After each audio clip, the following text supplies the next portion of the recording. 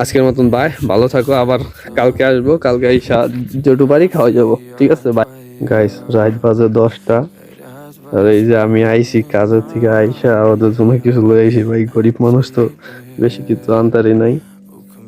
এলা একজন একজন দাঁড়া দাঁড়া, ওলা একজন তুই বেশি। এই যে,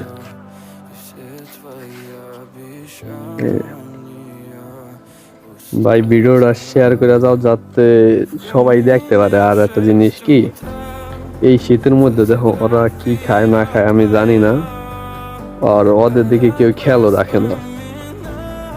তো সবাই একটা কথাই বলবো, যে তোমার বাসার আশেপাশে কুকুর বিড়াল বা যে কোনো পশু প্রাণী যদি থাকে এই শীতের মধ্যে, ভাই ওরা তো মনে করো নিজের খাবার নিজে জোগাড় করে খাইতে পারে না। তো তুমি যদি পারো 10-20 টাকার কেক কুকি বা যা পাও একটু হইলো ওদের খাওয়াইও। কারণ ওদের তো কেউ মনে করো ওরম ভাবে খেয়াল রাখে না, আর ওরা নিজের খাবার নিজে তো জোগাইতে পারে না, এটাও জানো। তো 10-20 টাকা 30 টাকা যাই থাকে, 2-3টা কেক কিনা ওদের খাওয়াইও, একটু হইলেও ওদের পেট ভরবে।